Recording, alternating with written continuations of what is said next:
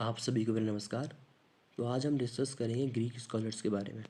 Previous session में हमने discuss किया था कि ज्योग्राफी का कैसे ओरिजिन हुआ है एंशियंट टाइम में। तो आज हम डिस्कस करेंगे ग्रीक स्कॉलर्स के बारे में। तो जो हमें मेजर ग्रीक स्कॉलर्स को डिस्कस करना है वो है होमर, थेल्स, एनेक्सिमेंडर, हिकेटियस, हेरोडोटस, प्लेटो, अरिस्टोटल, पाइथागोरस, एरेटोस्थनीज, हिपार्कस, पॉलीबियस और पोसिडोनस। तो जो हमारा ग्रीक स्कॉलर्स का जो ये सेशन है ये दो पार्ट में डिवाइडेड है।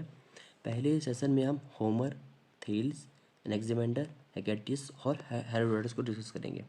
जो नेक्स्ट पार्ट है उसमें हम प्लेटो, एरिस्टोटल, पाइथागोरस, एरेटोस्थनीज, हिपार्कस और पॉलीबियस को डिस्कस करेंगे। तो जो हमारा ये सेशन है इसमें मैंने आपको पहले ही बताया था कि हमें सबसे पहले ये समझना पड़ेगा कि ये जो स्कॉलर्स हैं इनके बारे में क्या चीज़ पढ़नी है। तो मैंने आपको पहले ही बताया था कि हमें जोग्राफर्स का टाइम पीरियड पता होना चाहिए। इन्हें कौन कौन से वर्क किए, इंपॉर्टेंट वर्क हैं वो क्या है, इन्हें अगर कोई बुक लिखी है तो कौन सी बुक लिखी है, अगर इन्होंने कहीं ट्रैवल किया है तो कहाँ पर ट्रैवल किया है। तो यही चीज़ आपके एग्ज़ाम में पूछ जाए, चाहे वो आपका यूजीसी नेट का एग्ज़ाम हो, चाहे आप कोई भी एमए का एंट्रेंस दे रहे हो या कोई आप असिस्टेंट प्रोफेसर का एग्ज़ाम दे रहे हो। जोग्राफिकल थॉट बहुत इंपॉर्टेंट रोल प्ले करता है और ग्रीक स्कॉलर्स से क्वेश्चंस आते ही आते हैं। ये चीज़ आपको समझनी पड़ेगी। तो जो होमर है, होमर का टाइम पीरियड आपको याद रखना है। होमर पहले ग्रीक स्कॉलर थे, आपको ये चीज़ पता होना चाहिए, ये पहले ग्रीक स्कॉलर थे जिनके बारे में हमें नॉलेज मिलती है। तो जो होमर का टाइम पीरियड है 7th सेंचुरी बीसी का टाइम पीरियड है। 7th सेंचुरी बीसी का टाइम पीरियड है होमर का, ये चीज़ आपको एकदम पता होना चाहिए। ग्रीक स्कॉलर थे और बेसिकली ये पोएट थे। पोएट मतलब ये जो अपने अकाउंट्स थे, जोग्राफिकल अकाउंट्स को पोएम के फॉर्म में लिखा करते थे। इन्होंने दो इम्पॉर्टेंट जो अकाउंट्स हैं वो बताएं, जो इम्पोर्टेंट वर्क किए हैं दो जोग्राफी फील्ड में। पहला है एलाइड और दूसरा ओडेसी। अगर आपको क्वेश्चन पूछा जाता है कि एलाइड टर्म कौन से ग्रीक स्कॉलर से कोरिलेटेड है, कौन से ग्रीक से जुड़ा हुआ, तो आपको पता होमर का टिक मार देना है आपको। ओडेसी अगर पूछा जाता है तो भी आपको होमर का टिक मार देना है। ये चीज़ आपको याद रखनी पड़ेगी क्योंकि इसमें फैक्चुअल है तो आपको याद रखना पड़ेगा। तो होमर का बिलीफ था कि जो अर्थ है वो किससे, वाटर से सराउंडेड है चारों तरफ से। ठीक है। और बेसिकली ये जो ग्रीक स्कॉलर्स थे इनकी खुद की कुछ थॉट्स थे, तो ये अपने थॉट्स इन्होंने अपने जो रिटन ट्रेडिशन है, मतलब जो इन्होंने लिखा है उसमें इन्होंने बताया है। तो और होमर ने 4 विंड्स के बारे में भी बताया है कि 4 विंड्स जो डिफरेंट डायरेक्शन से आती हैं। तो इन्होंने ग्रीस है, ग्रीस जो जहाँ ये ग्रीक सिविलाइजेशन डेवलप हुई थी उसकी जो नॉर्थ में विंड थी उसको इन्होंने बोर्ड्स बोला। बोर्ड्स ऐसी विंड थी जो ग्रीस के नॉर्थ में थी। तो ये आपको पता चाहिए कि जो नॉर्थ विंड है वो बोर्ड्स को बोला गया था, जो साउथ की विंड है उसको नॉर्थ बोला गया था, और जो वेस्ट की विंड है उसको जैप्रस बोला गया था, और जो यूरस है वो आपकी ईस्ट की विंड है। तो आपको ये चीज़ याद रखनी है, आपकी जो बोर्ड्स है वो नॉर्थ की विंड है, नोटस है ये साउथ की विंड है, जैप्रस है वो वेस्ट की विंड है, और जो यूरस है वो आपकी ईस्ट की विंड है। तो होमर के बारे में आपको जो ये पॉइंट याद होने चाहिए कि ये फर्स्ट ग्रीक स्कॉलर थे, पोएट थे। एलाइड और ओडेसी इन्होंने दो इम्पॉर्टेंट टर्म जो है वो होमर से एसोसिएटेड है। और इन्होंने ये बोला था कि जो अर्थ के चारों तरफ क्या है, हमारा ओशंस है, ये चीज़ आपको पता होना चाहिए। और होमर ने 4 टाइप्स की विंड को डिस्कस किया था, बताया था, जिसमें जो बोर्ड्स है वो नॉर्थ की विंड है, नॉर्टस है वो साउथ की विंड है, जैप्रस है वो वेस्ट की विंड है, जो यूरस है वो ईस्ट की विंड है। तो इतनी जो नॉलेज है होमर के बारे में आपको पता होना बहुत ज़रूरी है। अब हम जो नेक्स्ट ग्रीक स्कॉलर्स हैं वो आपके थेल्स हैं, आपको थेल्स के बारे में पता होना चाहिए। तो थेल्स अगर आप टाइम पीरियड देखें तो ये इनका भी जो टाइम पीरियड है वो 7th सेंचुरी बीसी के अराउंड का है। क्योंकि देखो इनका जो टाइम पीरियड है एग्जैक्ट टाइम पीरियड किसी ग्रीक स्कॉलर्स का नहीं है। कुछ जो लेटर ग्रीक स्कॉलर्स तो उनका हमें एग्जैक्ट टाइम मिल जाता है, लेकिन जो अर्लियर थे उनका हमें एग्जैक्ट टाइम नहीं पता है। तो अब हमें समझने वाली बात यह है कि जो पहले थे वो होमर थे, इसके बाद थेल्स थे। ठीक है। तो जो पहले ग्रीक स्कॉलर हैं ये जिन्होंने measurement and location of earth की बात की है, मतलब जो मेज़रमेंट की बात की कि मेज़रमेंट कितना है अर्थ का, कौन सा कहाँ पे लोकेशन है, जो लोकेशन मतलब जो मैथमेटिकल चीज़ें डिस्कस की हैं, पहले इस ग्रीक स्कॉलर्स वो थे, थेल्स थे।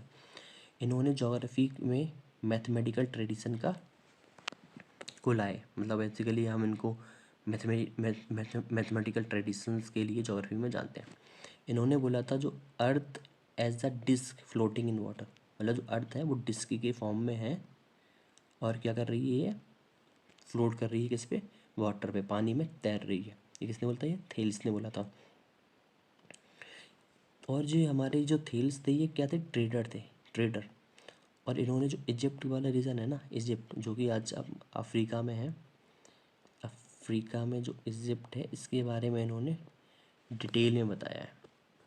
इसने थेलिस ने, इन्होंने बात की ऑब्जर्वेशन और मेजरमेंट की, मतलब ये इन्होंने जो चीज़ें देखी, जो चीज़ नोटिस की, इन्होंने बोला कि ऑब्जर्वेशंस और मेजरमेंट दो बहुत इंपॉर्टेंट रोल प्ले करते हैं ज्योग्राफी में।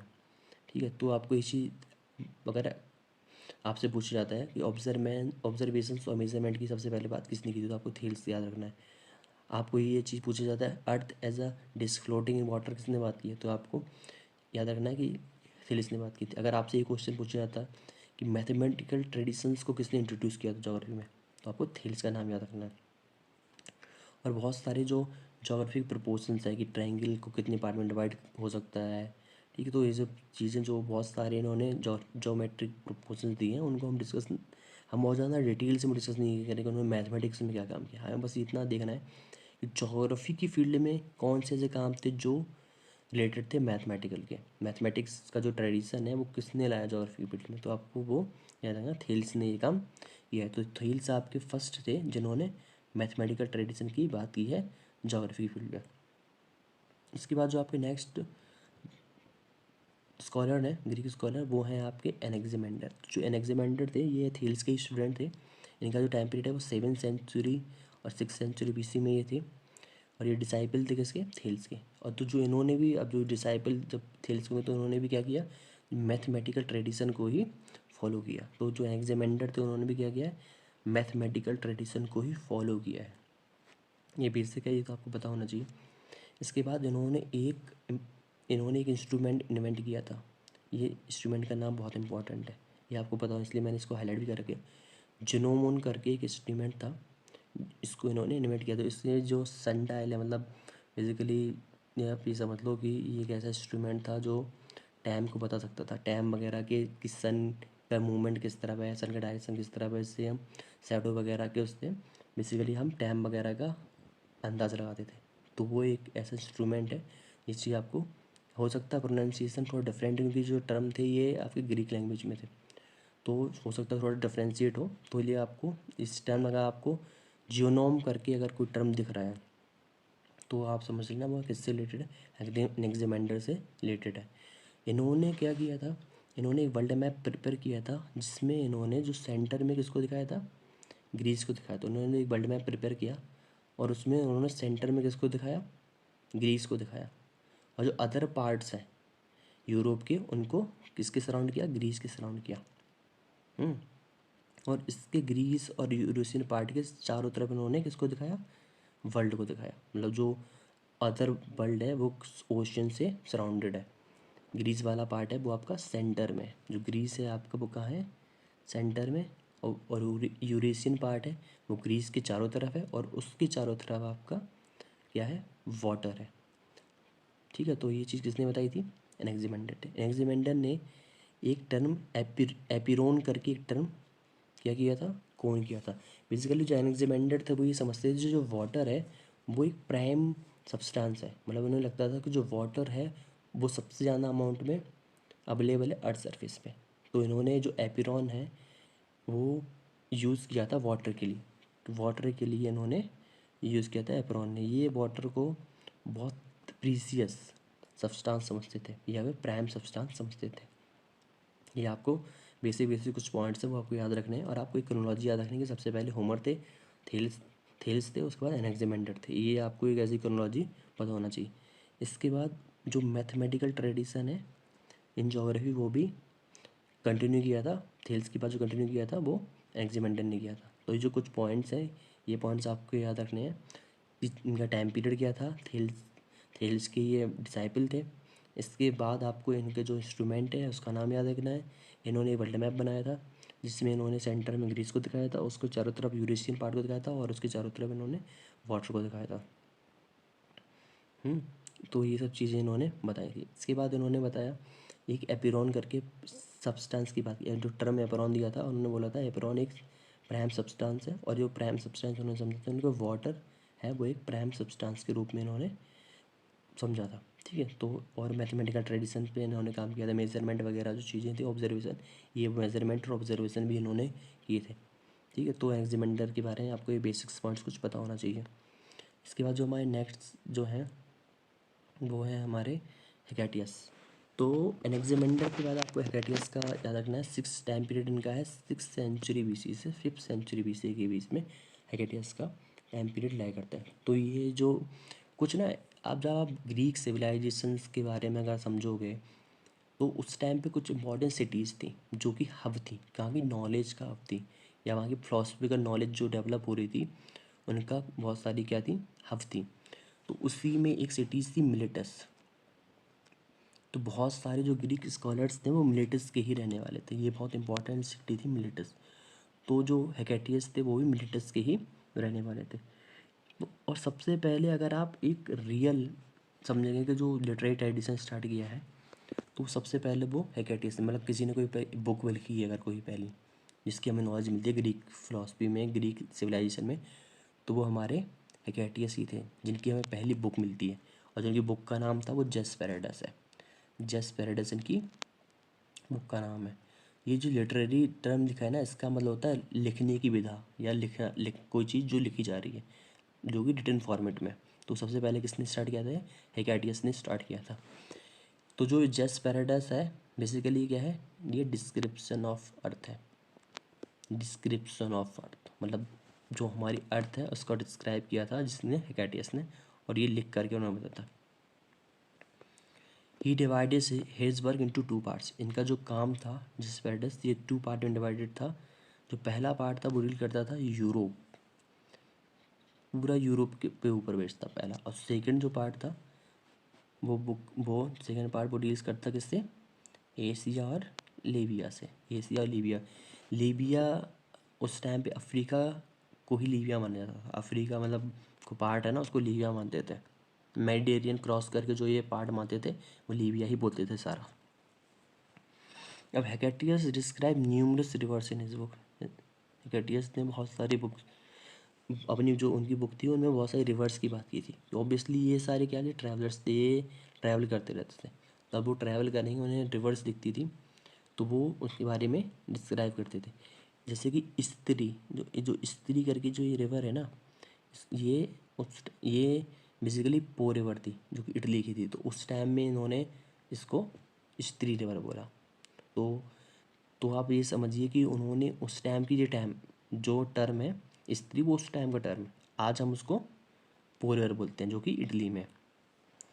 उन्होंने रसिया में जो रिवर है उनके बारे में बताया।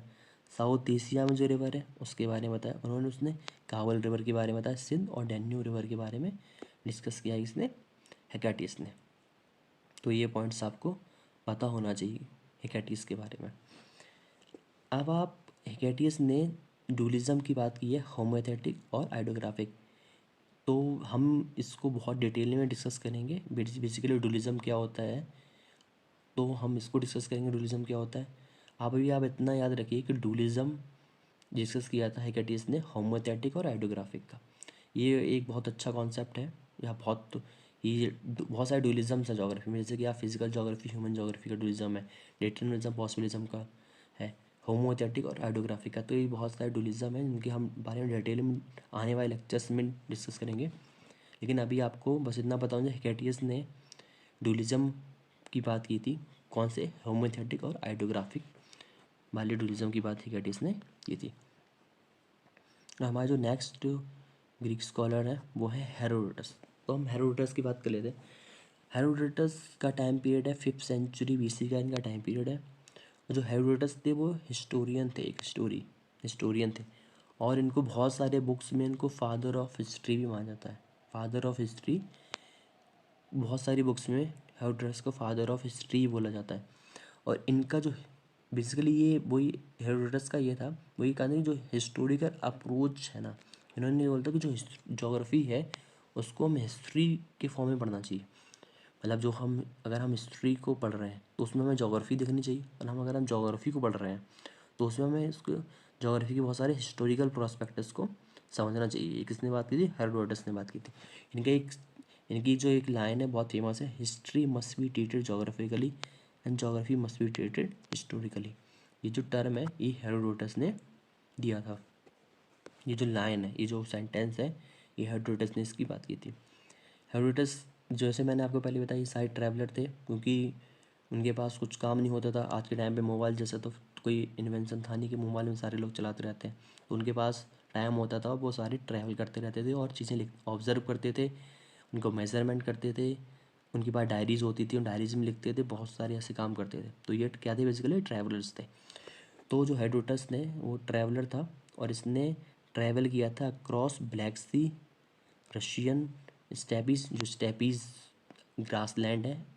आज के टाइम पे भी आप ग्रासलैंड पढ़ते हो, टेम्परेट ग्रासलैंड, तो उसमें स्टेपीज है। तो रशिया के जो स्टेपीज है उनके बारे में इसने स्टडी की थी, और पर्शियन एम्पायर के बारे में इसने ट्रैवल किया था। जो हेरोडोटस है इसने 2 रिवर्स के बारे में बेसिकली बात की थी, एक ईस्टर और दूसरा नाइल। अगर आप देखेंगे तो हेकेटियस ने भी एक रिवर की बात की थी, लेकिन वो रिवर और इस रिवर में डिफरेंट है। जो ईस्टर है वो इसकी डैन्यूब है, और जो स्त्री रिवर थी जिसकी बात किसने की थी? हेकेटियस ने। वो कौन सी थी? पो रिवर थी, इटली की। तो वो चीज़ आपको याद रखना पड़ेगा। कभी कभी हो सकता है कि आने वाले टाइम में ये नाम भी पूछ लिए जाए। तो अभी तो बस बेसिकली बहुत सिंपल क्वेश्चन आते हैं कि क्रोनोलॉजी में लगाइए बुक का नाम। एक इनकी बुक की भी थी, हिस्टोरिका करके इनकी बुक भी थी, हिस्टोरिका, हिस्टोरीज लिख करके इनकी बुक भी थी हेरोडोटस की। वो आप बुक का नाम आप लिख लेना। और इनको इथनोग्राफी, फादर ऑफ इथनोग्राफी बोला जाता है किसको? हेरोडोटस को फादर ऑफ इथनोग्राफी भी बोला जाता है, क्योंकि इन्होंने बहुत सारे जो कल्चरल, अब आप ट्रैवल करोगे different parts of the world, तो आप क्या करोगे? डिफरेंट लोगों से मिलोगे। जब आप डिफरेंट लोगों से मिलोगे तो वहाँ के कई सारे ऐसी जगह थी जहाँ पे ट्राइबल लोग रहते थे, और जहाँ पर ट्राइबल लोग रहेंगे तो आप उनका कल्चर देखोगे, आप उनका कस्टम देखोगे, उनकी जो कल्चर वैल्यूज़ हैं उनको देखोगे। इसलिए इनको एथनोग्राफर भी बोला जाता है। तो इन्होंने बहुत सारे ट्राइब्स के लोगों की स्टडी की, उनकी जो वैल्यूज़ थी उनको जाना। तो हम ये कह सकते हैं हेरोडोटस एक ऐसे स्कॉलर थे जिन्होंने ट्राइब्स के बारे में भी नॉलेज है, उसको अपनी जो बुक है हिस्टोरिका करके, कहीं पे हिस्टोरिका लिखा रहता है, कहीं पे हिस्टोरीज लिखा रहता है। तो आप वो, क्योंकि बिकॉज ऑफ ग्रीक प्रोनाउंसिएशन थोड़ा सा उसमें डिफरेंसेस है, तो आपको बस वो याद रखना है कि इनका क्या था, इनकी जो बुक थी उसकी इन्होंने बात की थी, कौन सी? हिस्टोरिका की। तो अभी तक हमने जो स्कॉलर डिस्कस किए हैं, हमने 5 स्कॉलर डिस्कस किए हैं।